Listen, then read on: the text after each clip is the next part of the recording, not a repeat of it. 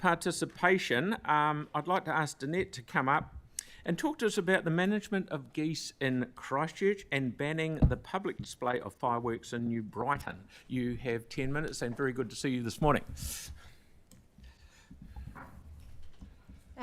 Atamarie, Mayor, Councillors and Chief Executive, thank you so much for having me here today. I'm here to speak on two issues, so I'm going to speak to them separately, so I'll pause in between. Very briefly, firstly, I am the General Secretary of the Animal Justice Party. We are a political party that stood up before the last elections, and over the last, we'll stand again, and in the last couple of years we've built a few successful campaigns and built a very large membership and following. So firstly, here to speak about the annual Canada Geese Cull and why Christchurch urgently needs a geese management strategy rather than repeating a costly and harmful cycle year after year. So I do wildlife rescue, and of all the birds that I rescue, geese are notoriously the hardest. You never catch them the first time, and they recognise you and your car, so when you turn up the next time to get them, they skedaddle very, very quickly. They're super intelligent and very strategic. They form lifelong pair bonds, and when a goose is injured, they actually assign family members. So most animals kind of ditch you when you're injured, but geese stay with those family members, yeah. Now, they also put all their babies together in a nursery to raise them, which is really incredible. Normally you see ducklings, you see a whole lot, and then you go back the next day and there's only two there. Geese successfully keep all of their babies together in a nursery. And we humans take advantage of this, and while they're molting and looking after their young, which they've kept so unbelievably safe, we kill them. So we kill geese each year at significant cost to ratepayers without a clear, publicly articulated problem definition. What exactly are we trying to fix? Is it droppings, because it's a premise of killing people if they poo, and not something we should get into, perceived water quality impacts, public complaints, or airport risk? These are all very different issues, yet they are bundled together and answered with a single response, which is killing. What's missing is evidence. So we are not shown clear baseline data, population monitoring, or long-term outcomes. The main metric reported is how many geese we have killed. This does not tell us whether the approach worked, whether it's needed, whether it's proportionate, or whether it is the best use of public funds. It is also not nice for council staff who have informed me that themselves. Other countries manage geese successfully using strategic, non-lethal preventative approaches, habitat design, egg management, deterrence, and public education, guided by a clear plan. The principle is simple: the more work we do upstream, the less harm we do downstream. Christchurch does not need to reinvent the wheel by continuing to kill intelligent social animals each year without a transparent strategy, clear goals, or evidence of effectiveness. I'm asking today for Council to pause and to commit to developing a humane, evidence-based geese management strategy, one that manages coexistence, not just bodies. In 2016, we can't kill animals because it's a line item in the annual plan. This is an animal that thinks and deeply feels. Thank you. I'll just pause for any questions before I touch the next subject. What's the research on the native ducks? So I know that along the rivers we're now getting long grass to the edges because the European introduced ducks love the lawns like the cricket, but native ducks like the grass, etc. So being the smallest duck, even the mallards and things are hassling them, but a goose being probably 6 times the size of a normal duck, what's the effect on the native duck? I mean, there seems to be quite a lot of research, but nothing about that, which is surprising. No, the University of Canterbury did do a research project for me last year, and in that research project they went and looked along the New Brighton River where there are some geese where a cull can take place, and the geese actually were staying in one area and kind of like the flat grass and actually off the path, and they were quite surprised because even they interviewed people to say what do they think about the geese, and they thought they were very territorial, but it's actually, they got attacked by swans through their research project, not by the geese at all. So to answer your question, no direct research, but there was no impact noted in the research project that was completed this year. Okay, thank you. Yeah, I can definitely corroborate their intelligence. I know when I lift my kayak over the fence to go kayaking in the lake next to my house that they all scarper. But I'm curious about facts. In terms of droppings, I hear that they do like a kilo of droppings per goose every day. Do you know whether that's accurate or not? I don't, unfortunately. When the research project went out for the University of Canterbury, that was one of the things they looked at, and they did some measurements of those. I can send their research through. It wasn't a huge impact, and it wasn't all over the path like people actually assumed.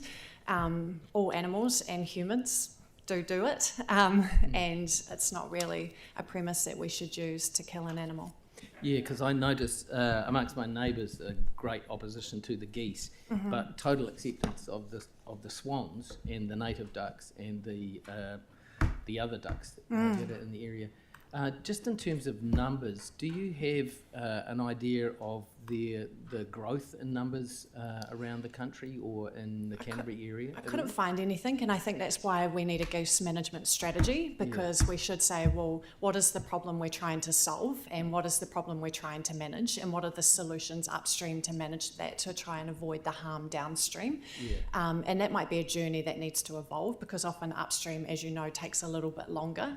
So that's why I'm pushing for a goose management strategy, because we need to understand those numbers, because when you understand the problem, then you can create effective solutions. At the moment, we have a line item to simply cull the geese each year, and we're not sure what problem we're trying to solve or whether that's effective. Yeah, I know that's really interesting. Just, I guess. Thank you, Cal. We're do. gobbling Okay. up all Thank the you. time. Okay. Carry on, please. Thank you. So following engagement with the community board, thank you, Councillor Donovan, I attended with my husky, who I pay hundreds of dollars in vet bills each year when we have the pier fireworks. I've also had to pay for special fencing in my house. And I received a response from council staff which did not address the core issue. So I'm here today to talk about New Brighton Beach and the fireworks. It is a tidal coastal ecosystem. It is a habitat, not a venue. So fireworks, as we know, release heavy chemicals and metals directly into the air, sand and water. The tide does not wait for a cleanup, and wildlife do not wait for daylight. If an event cannot be cleaned immediately and safely, it should be held in a location where harm is inevitable. We've all seen pictures of animals cut open with plastics in their stomachs. You've all seen that, and that's what we're doing. We're putting that rubbish directly into our sea life at New Brighton Beach.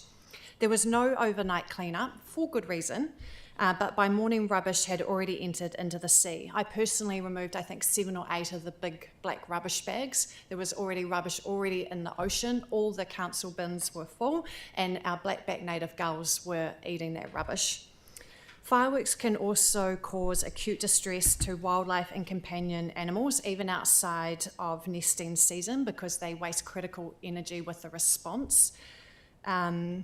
Companion animals panic, flee, and are injured. We've all seen that we're moving to banning private fireworks. It seems crazy then that we'd have bigger, louder, more intense fireworks and be okay with that.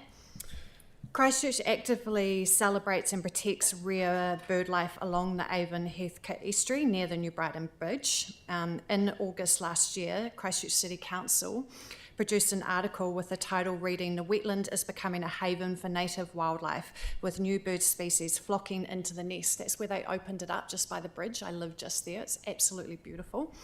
And Mr. Crosslands is quoted as saying, "Loud noises, including motorbikes and fast e-bikes passing through the area, can disturb the wildlife, as can dogs running off lead. So we're asking residents to take care when travelling nearby." Now, I certainly do this, and yet then we bring fireworks with loud explosion and straight into that area directly by that bridge.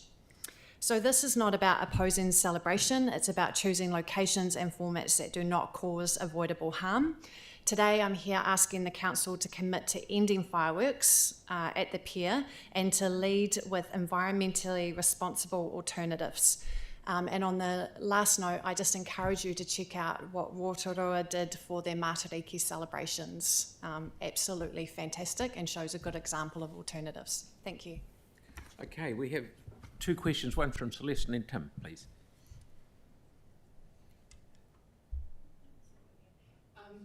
Thank you for your terms of alternatives, thank you. This is quite great. Have you thought about things like the drone light shows? You mentioned that has been tried elsewhere. Have you done much work looking into that, and can you give us any more insight?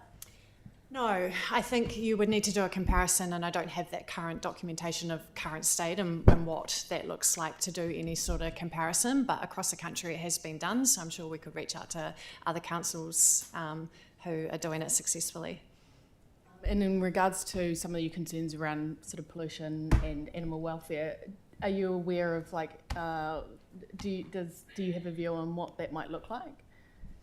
Yeah. Or you don't know enough about it at this stage? I think that all those alternatives with the drones and light shows have been successful and haven't caused any harm that I'm aware of for animals. And I know even with lasers, for example, they're actually a really good goose deterrent, by the way. You put green lasers around. They work on golf courses.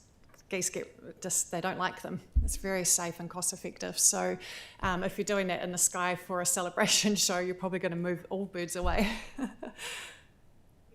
Okay, thank you. Tim, please.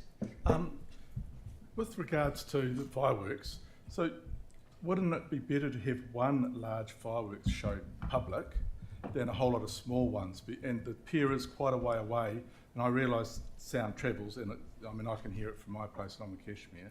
So, but it is a wee way away from the New Brighton Bridge. So I'm just thinking, is it better to have one large public event than a whole lot of small ones? So if we banned fireworks, for instance, which I actually am in favour of because of the Port Hills and fire risk, etc.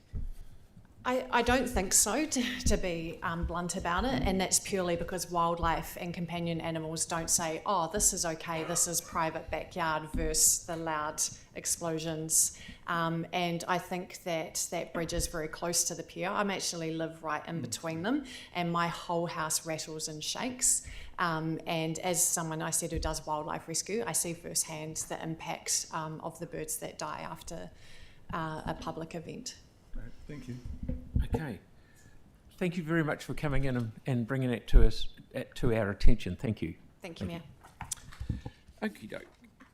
So, next one is deputations. We have no deputations or petitions today, so I'll move on to council minutes. I'm happy to